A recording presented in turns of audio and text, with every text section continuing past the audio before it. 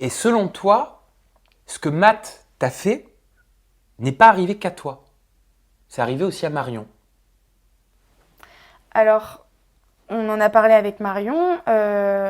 C'est vrai que c'est quelqu'un. Matt, c'est pas quelqu'un de méchant. Il va pas t'agresser, il va pas te forcer, il va pas te menacer. Mais c'est quelqu'un de très intelligent. Donc, il va profiter d'une faiblesse mentale ou d'une faiblesse physique, que ce soit l'alcool, que ce soit la tristesse, que ce soit un moment où tu te sens pas bien, tu vois, pour jeter ses pions, pour avancer et pour profiter de ce moment-là pour arriver à ses fins.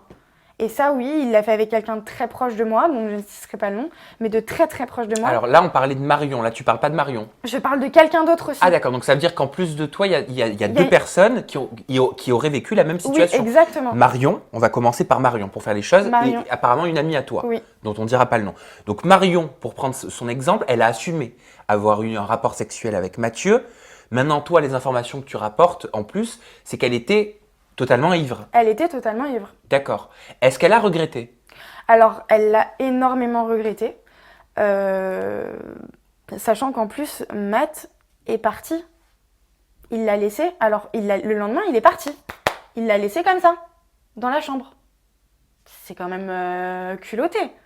Déjà que tu profites d'une personne alcoolisée, les deux étaient alcoolisés, donc voilà. Mais déjà que tu profites de cette situation, et en plus de ça, le lendemain, tu te barres et tu la laisses comme une vieille chaussette. C'est quand même, je sais pas.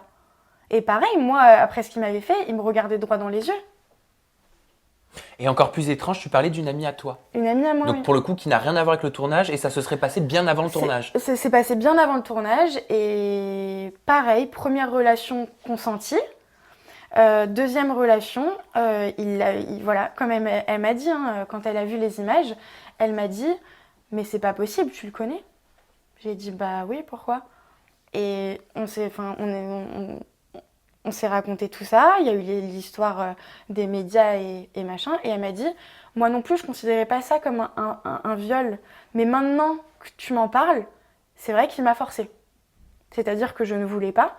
Je ne voulais pas. J'étais juste venue le voir la deuxième fois pour qu'on discute.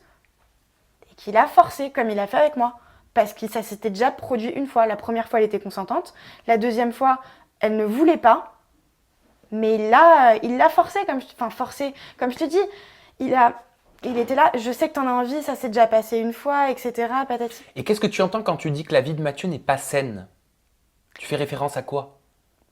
Je fais référence au fait qu'il n'a pas de travail, qu'il voyage partout dans le monde, comme disait Marion, comme tout le monde se pose la question. Quelle Il, question? que fait-il de sa vie? Comment gagne-t-il son argent? Comment fait-il pour Et alors, quelle est voyager? ta théorie?